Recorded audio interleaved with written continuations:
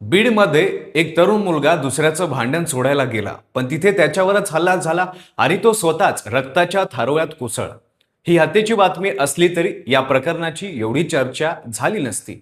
पण या हत्येत बीडचे खासदार बजरंग सोनवणे यांच्या मुलाचे नाव येताच या प्रकरणाला एक नवं वळण मिळालं. या प्रकरणात ज्यांची हत्या झाली त्यांचा मृत्यूदेह 3 दिवस पोलीस ठाण्यासमोर पडून राहिला. शहर बंद झालं, आंदोलन झालं, रस्ता रोकोचा प्रयत्न झाला, पण काही फायदा झाला नाही. मग विधानसभेत मुंडे बंधू भगिनींनी आवाज उठवला तेव्हा पोलीस अधीक्षक म्हणाले की सौरभ सोनवणेचा एकही कॉल आरोपीला केला नाही. मग या प्रकरणात नेमकं खरं काय आहे? खरंच या प्रकरणात सौरभ सोनवणेचा संबंध आहे का? सौरभ सोनवणे नेमकं काय करतो? सविस्तर पाहू या व्हिडिओच्या माध्यमातून.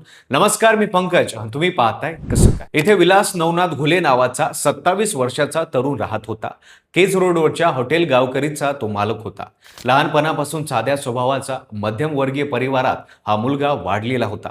शनिवारी दिनांक 20 जून 2026 रोजी संध्याकाळी त्याच्याच हॉटेलात एक वाद सुरू झाला आणि तो सोडवण्याच्या प्रयत्नात विलासचा जीव गेला. या एका घटनेनं बीडचं नाव पुन्हा एकदा समोर आलं. संध्याकाळी 7:30च्या सुमारास हॉटेल गावकरीमध्ये उमेश माने आणि स्वयंपाकी गणेश शुक्ला बसले होते. तेव्हाच एक पांढरी स्कॉर्पिओ येऊन थांबली. त्यातून कदमवाडीचा बाबासाहेब कदम आणि त्याचे 8 नातेवाईक उतरले. बाबासाहेबाचा उमेश मानेवर राग होता. अनैतिक संबंधाचा संशय होता. त्याने थेट उमेशला मारहाण सुरू केली. विलास घुले आणि त्याचा भाऊ नितीन हे भांडण थांबवायला मध्ये पडले, पण बाबासाहेब कदमने त्यांना दटावत सांगितलं, तू मध्ये पडू नकोस. आणि पुढच्या क्षणी 10 जणांचा विलासराववरही तुटून पडला. जीव वाचवण्यासाठी विलास आणि उमेश माने केजच्या दिशेने पळाले, पण त्यांना फार दूर जाता आलं नाही. केज रोडच्या बंद पडलेल्या समर्थ बियर बारजवळ बाबासाहेब कदम आणि साथीदारांनी दोघांना पुन्हा गाठलं. पुन्हा मारहाण सुरू झाली आणि मग रामेश्वर गायकवाड नावाच्या आरोपीनं खिशातून चाकू काढला आणि विलासच्या पोटात खुपसवला. नितीन घुले हे सगळं डोळ्यांनी पाहत होता. विलास रक्ताच्या थारोळ्यात कोसळला. आरोपी तिथून पळून गेला. विलासच्या अंबाजोगाईच्या स्वामी रामानंद तीर्थ रुग्णालयात नेण्यात आलं, पण उपचार सुरू असतानाच 21 जूनला त्याचा मृत्यू झाला. घुले कुटुंबावर आभाळ कोसळलं. त्यानंतर विलासचा चुलत भाऊ रमेश घुलेने केज पोलीस ठाण्यात तक्रार दाखल केली. बाबासाहेब कदम, मंगेश कदम, रामेश्वर गायकवाड, शुभम गायकवाड, भैयासाहेब गायकवाड, अजय कदम, नवनाथ कदम, दीपक कदम आणि संतोष कदम या 9 जणांविरुद्ध खुनासहित गुन्हा दाखल झाला. पोलिसांनी लगेच 4 जणांना अटक केली. बाकी 5 फरार होते. पण इथेच प्रकरणाला वेगळं वळण मिळालं. विलासच्या मृत्यूनंतर 2 आरोपी दवाखान्यात उपचार घेत होते. त्याचवेळी बीडचे खासदार बजरंग सोनवणे यांचे पुत्र सौरभ सोनवणे हे त्या दवाखान्यात आरोपींना भेटायला आल्याचा दावा घुले कुटुंबाने केला. एवढंच नाही तर सौरभने केज पोलीस ठाण्यात फोन करून गुन्हा नोंद न करण्याबाबत दबाव टाकल्याचाही गंभीर आरोप ग्रामस्थांनी केला. केज पोलीस ठाण्यासमोर एक व्हिडिओ व्हायरल झाला. त्यात एक तरुण पोलिसांना उद्देशून म्हणत होता, बापाने तुम्हाला मॅनेज केलंय. हा व्हिडिओ पसरताच वातावरण आणखीन चिघळलं. 22 जूनला टाकळी ग्रामस्थ आणि घुले कुटुंबांनी केज पोलीस ठाण्यात ठिय्या मांडलं. त्यांची मागणी होती, सौरभ सोनवणे यांना सह आरोपी करा, SIT स्थापन करा, मोकाका लावा आणि सगळ्या फरार आरोपींना अटक करा.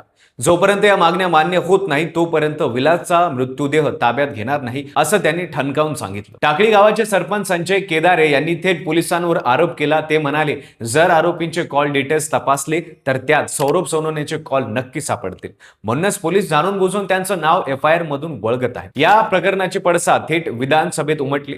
पावसाळी अधिवेशनाच्या पहिल्याच दिवशी आमदार संजय मुंडे यांनी हे प्रकरण विधानसभेत उपस्थित केलं. ते म्हणाले, 9 जणांवर गुन्हा दाखल झाला, 3 जणांना अटक झाली, पण या हल्ल्याचा मुख्य सूत्रधार कोण याचं नाव घेण्याची हिंमत पोलीस दाखवत नाही. मुख्यमंत्र्यांनी त्याचं नाव FIR मध्ये घालण्याची मागणी त्यांनी केली. विधानसभा अध्यक्ष राहुल नार्वेकर यांनी मंत्र्यांना याची दखल घेण्याचे आदेश दिले.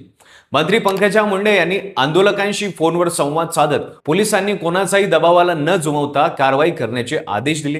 त्या म्हणाल्या, मुख्यमंत्रींना या घटनेची माहिती देणार आहे. जो कोणी दोषी असेल त्यांना गजाआड केलं जाईल. त्यांनी कुटुंबांना अंत्यसंस्कार करण्याचं आव्हान केलं. धनंजय मुंडे यांनीही आंदोलकांना फोनवर सांगितलं की संध्याकाळपर्यंत मुख्य आरोपीचं नाव FIR मध्ये आलं नाही तर ते स्वतः स्वस्थ बसणार नाहीत. शुक्रवारी ते स्वतः कुटुंबांना भेटायला येणार असल्याचंही त्यांनी सांगितलं. दरम्यान पोलीस अधीक्षक नवनीत कावत यांनी या महत्वाचा खुलासा केला. ते म्हणाले, CDR तपासणीत सौरभ सोनवणे याचा आरोपीशी एकही कॉल झाल्याचं दिसत नाही आणि CCTV फुटेजमध्ये त्यांचं लोकेशन घराचं आहे. तरी जर शंका असतील तर त्या दूर केल्या जातील असं त्यांनी स्पष्ट केलं. शिवाजी महाराज चौकात रास्ता रोको झाला. संपूर्ण जिल्ह्यातही वाहतूक विस्कळीत झाली. विलास घुले हत्येचं हे प्रकरण आता केवळ एका खुनापुरतं राहिलेलं नाही. एका बाजूला घुले कुटुंब आणि टाकळी ग्रामस्थ न्यायाची मागणी करत आहे. दुसऱ्या बाजूला खासदार पुत्रावरचे आरोप पोलीस CDR आणि CCTVच्या आधारे फेटाळत आहेत. धनंजय मुंडे आणि पंकजा मुंडे एकाच राजकीय गोटातून वेगवेगळे आवाज उठवत आहेत. पण एक गोष्ट मात्र स्पष्ट आहे, बीडमध्ये जेव्हा जेव्हा एखाद्या सामान्य माणसावर अन्याय होतो तेव्हा त्या अन्यायाला राजकीय रंग मिळतो आणि मग खरी लढाई न्यायासाठी राहते की नाव यादीत कोणाचं असावं यासाठी, हे आपणाच ठरवायचं आहे. सध्या विलास घुले हत्या प्रकरणाचा तपास सुरू आहे. SIT स्थापन झाली आहे. बाकी आरोपींचा शोध सुरू आहे. पण सत्य काय आहे हे येणाऱ्या दिवसात कळेल. पण तोपर्यंत तुम्हीच सांगा, या प्रकरणाचा राजकीय रंग देण्याचा प्रयत्न सुरू आहे की नाही, की खरंच सौरभ सोनवणे यांचा या प्रकरणात थेट संबंध आहे. तुमचं मत कमेंटमध्ये नक्की सांगा. व्हिडिओ आवडला असेल तर लाईक करा. चॅनलवर नवीन असाल तर चॅनल सबस्क्राईब करायला विसरू नका आणि पाहत राहा फक्त कसं काय.